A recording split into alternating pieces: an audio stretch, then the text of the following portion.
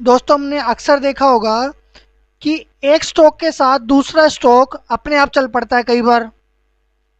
मतलब कि दोनों में कुछ रिलेशन है, सेम सेक्टर के हैं, सेम इंडेक्स के हैं, या कोई और सेम न्यूज़ है तो वो स्टॉक सेम अपने आप चल पड़ता है। तो ऐसा क्यों होता है? आज के टॉपिक इसी बारे में है।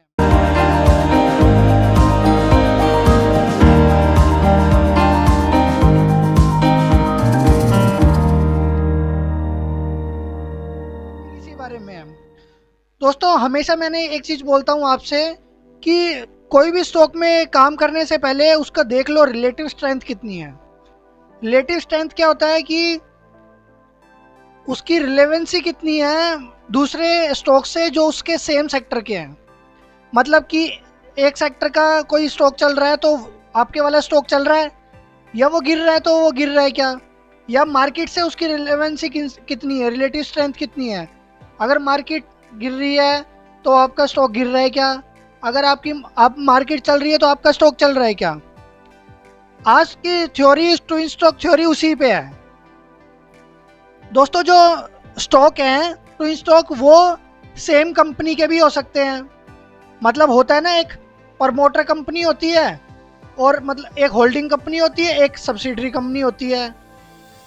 यानी कि एक पेरेंट कंपनी होती है और एक सब्सिडरी कंपनी होती है।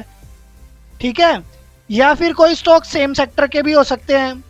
मान लीजिए पेंट है, या फाइनेंस है, या टायर है। ठीक है। और या आपका बैंक है। ठीक है। तो जो ट्विन स्टॉक हैं वो किसी भी तरीके के हो सकते हैं। होता क्यों है ऐसा? उसका रीज़न ये है कि जो सेम सेक्टर के शेयर होते हैं उनमें हमेशा एक इंटरनल न्यूज़ होती है। सपोज कीजिए कि अभी क्वार्टर नंबर आने वाले हैं। तो क्या होता है, मान लीजिए अभी पेंट स्टॉक है, एशियन पेंट, बर्जर पेंट। तो एक अगर एशियन पेंट का अच्छा नंबर आया है इस क्वार्टर में तो बर्जर पेंट का भी आएगा। हो सकता है उसका थोड़ा कम आए या ज़्यादा आए, उससे अलग फ़र्क पड़ता है, लेकिन सेम नंबर आएगा। उसका भी अच्छा आया, एशियन पेंट का भी अच्छा है, बर्जर पेंट का भी अच्छा आएगा। तो एशियन पेंट चलेगा तो बर्जर पेंट भी चलेगा। फाइनेंस में अच्छे रिजल्ट आ रहे हैं। अधिकतर क्या होता है कि हर फाइनेंस स्टॉक के अच्छे रिजल्ट आते हैं। तो एक फाइनेंस का अच्छा रिजल्ट आया तो दूसरे का भी अच्छा आ सकता है। तो दोनों की रिलेवेंसी हो गई। दूसरा रीज़न क्या होता है कि कई बार क्या होता है कि किसी कंपनी में कुछ पैसा आना है, तो पेरेंट कंपनी के पास पैसा आता है तो उसकी सब्सिडरी कंपनी भी चल जाती है। जैसे बजाज का है, बजाज फाइनेंस चल रहा है। क्यों चल रहा है समझ में नहीं आया। बजाज फिनसर्व लगा के देखा, बजाज होल्डिंग लगा के देखा, तो देखा तो वो भी चल रहे हैं। क्यों? उसमें कुछ न्यूज़ है तो ये भी उनके साथ चल पड़ा। तो ऐसे कुछ ना कुछ इनकी रिलेवेंसी होती है, तभी ये उस स्टॉक के साथ दूसरा स्टॉक चलता है। कुछ स्टॉक्स हैं ये आप देख सकते हो, सेम मूव आती है, बजाज फाइनेंस, बजाज फिनसर्व, एक ही पेरेंट कंपनी है। ठीक है। दोनों फाइनेंस की कंपनी है, बिजनेस थोड़ा सा बटा हुआ है दोनों में। जब बजाज फिनसर्व में मूव आए तो बजाज फाइनेंस अपने आप चल पड़ता है। हमेशा कभी भी चेक कर लेना, ये बहुत टाइम का नोटिस किया हुआ है, बैक टेस्ट किया हुआ है। आप देख लेना, अगर गिरेंगे तो साथ गिरेंगे, चलेंगे तो साथ चलेंगे। दूसरा है आपका pair Asian paint, Berger paint. मैंने अभी आपको बताया पेंट में जब मूव आती है तो सेम मूव आती है दोनों स्टॉक्स में। क्यों? दोनों का अधिकतर नंबर सेम आते हैं। और मान लीजिए अगर क्रूड से भी कोई इफेक्ट पड़ रहा है तो दोनों पे सेम ही इफेक्ट पड़ेगा। ऐसा नहीं है कि एक पे ज़्यादा पड़ेगा और एक पे कुछ नेगेटिव पड़ेगा। अगर पॉजिटिव पड़ेगा तो दोनों पे पड़ेगा, नेगेटिव पड़ेगा तो दोनों पे पड़ेगा। तीसरी पेयर है बीएफ यूटिलिटीज, बीएफ इन्वेस्ट। हो सकता है आपने इनका नाम नहीं सुना हो, छोटी कंपनियां हैं, लेकिन इनका भी सेम चलता है।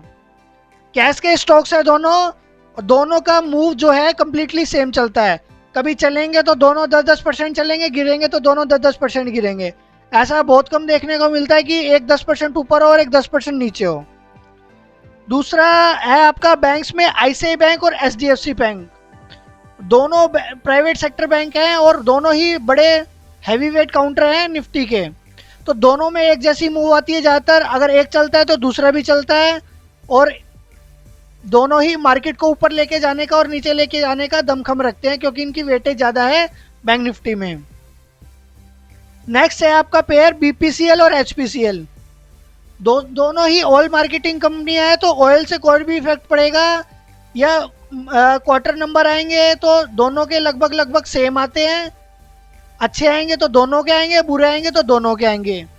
एक चीज़ और, इन दोनों कंपनियों पे क्रूड का इफेक्ट पड़ता है। मान लीजिए यूएस मार्केट में क्रूड में कोई बड़ी चाल आ गई है, या चाहे क्रूड ऊपर गया है चाहे क्रूड नीचे गया है, तो इसका इफेक्ट दोनों में ही अगले दिन देखने को मिलेगा। गिरेंगे तो दोनों गिरेंगे, चलेंगे तो दोनों चलेंगे। अगर एक स्टॉक में मूव आ गई है और दूसरे स्टॉक में नहीं आई है तो आप उसमें काम कर सकते हो। सबसे बड़ा एग्जांपल है निफ्टी और बैंक निफ्टी का। आप देख सकते हो कब जब इन निफ्टी में मूव आती है तो बैंक निफ्टी में ऑटोमेटिक आ जाती है, या बैंक निफ्टी में आती है तो निफ्टी में ऑटोमेटिक आ जाती है।